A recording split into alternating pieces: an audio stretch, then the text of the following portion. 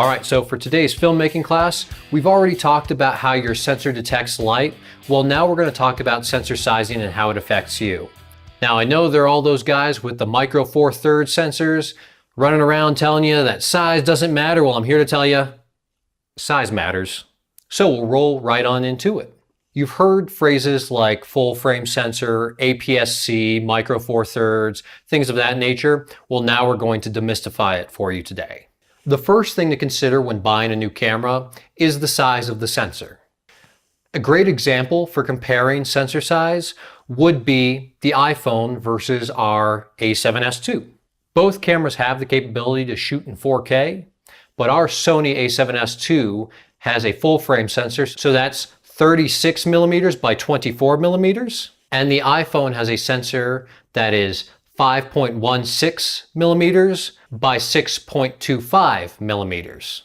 You'll notice right off the bat, the image from the Sony looks significantly better. Remember, the larger the sensor, the better the image quality. As with ISO, sensor size is somewhat tied to film stock formats. A full frame sensor is the same size as 35 millimeter photography film stock, which had at one point been the most popular film stock in the world. This means that a full frame sensor has the same amount of surface area exposed as 35 millimeter photography film stock. This sizing of film stock is not to be confused with focal length. Focal length refers to lens construction. Both just happen to be measured in millimeters, so that's why it's a little confusing. So the first up is the full frame sensor. Now, a full frame sensor has a crop factor of 1, and I'll explain what that means in a few minutes. Next up, we have the aps-c sensor. Now, aps-c isn't exactly standardized, and there may be some variation from brand to brand. Full frame, when compared to aps-c, has 2.5 times more surface area with which to catch the light. Again, because there is a little bit of variation, the average consensus for the aps-c sensor is a crop factor of 1.62. Here we have the micro 4/3 sensor. Full frame, when compared to a micro 4/3 sensor, has 3.8 times more surface area with which to catch the light. The crop factor for a micro 4/3 sensor is a factor of 2. So we already know that a larger sensor produces a better image. Now it's time to look at how they interact with different lenses. So lenses are circular, and a circular lens produces a circular image. Because the sensor is square, everything that falls outside of that sensor area is not recorded.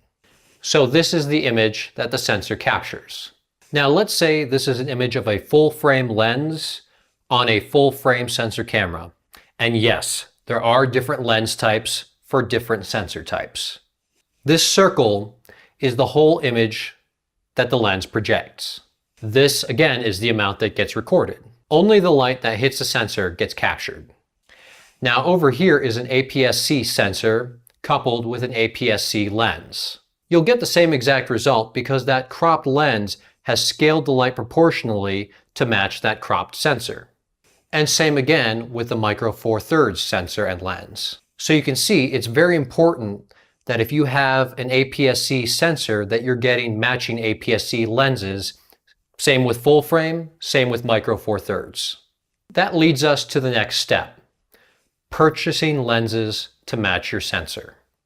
Let's say you have a Canon aps-c camera. A lens for this camera may have a name like this: Canon EFS mount 50mm f-stop 1.4 for Canon aps-c. Now I can see some of you starting to have heart palpitations behind your screen. For the purposes of this episode, we're only going to focus on the last part, but I'm going to explain that whole title just so you have an idea of what it is that you're looking at. So the first part, Canon. That is just the manufacturer of the lens. Of course, there are others, Nikon, Sony, Sigma, etc.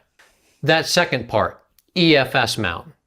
Now that is a description of the coupling mechanism that actually hooks the lens to your camera.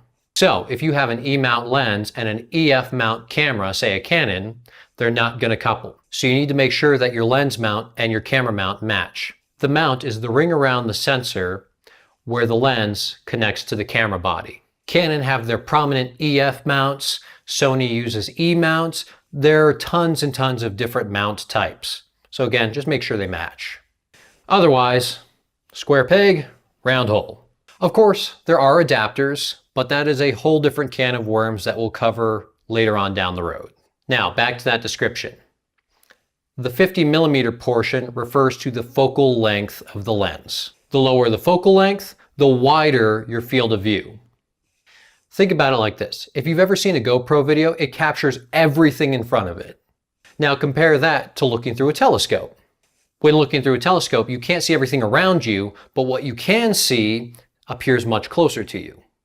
So a lens with a 400mm focal length would be more akin to that telescope, whereas a 16mm lens would be more akin to that GoPro.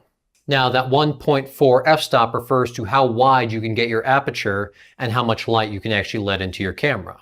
Now the last part is the important part for this episode, and that's the part we're going to cover. For Canon aps-c. That means it's built for a Canon camera with an aps-c sensor.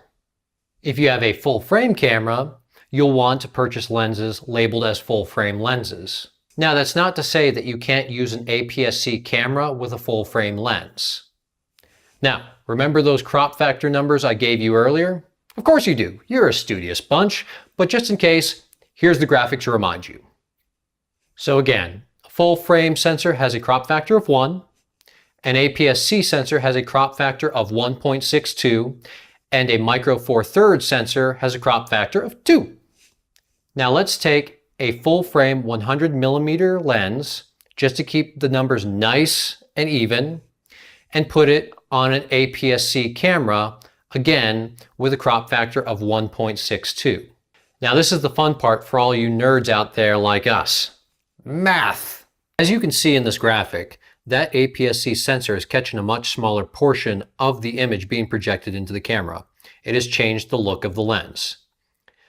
This no longer looks like the image of a 100mm lens, which is this. It now looks like this because it cropped in.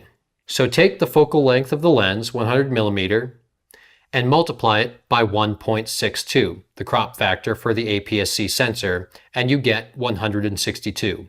That is the focal length of a full frame 100mm lens on an aps-c sensor.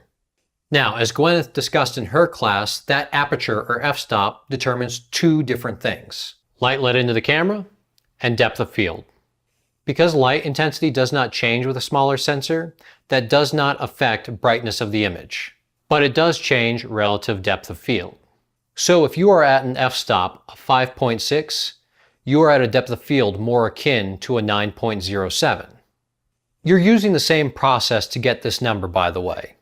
So aperture you're using times the crop factor, in this case 1.62, equals your true depth of field. So again, if my full frame lens is set to an f-stop of 5.6, and now I'm going to change it up, and it's attached to my micro four thirds sensor, I am going to get the same amount of light as an f-stop of 5.6, but my depth of field will actually be closer to an 11.2. So 5.6 times 2, because again, crop factor on a micro four thirds sensor is 2. Now, if you want a more in-depth explanation of why the depth of field changes with that crop factor, I will include a link to a resource in the show notes.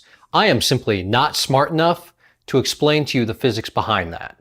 I will also include a cool little link to a website that helps you calculate depth of field and focal length when using a full frame lens on a cropped sensor. So I know this question is coming, so here it goes. Yes, you can use a crop sensor lens on a full frame camera. So in this image, you see an aps-c cropped lens projected onto a full frame sensor. Notice how the projection does not cover the entirety of the sensor?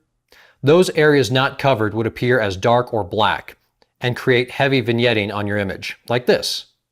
So to put things into perspective, here's a nice little graphic showing that breakdown of sensor size, crop factor, and cameras that fall into each category. So that wraps it up for this week's filmmaking class. We will see all you nerds back here next week for some more filmmaking knowledge.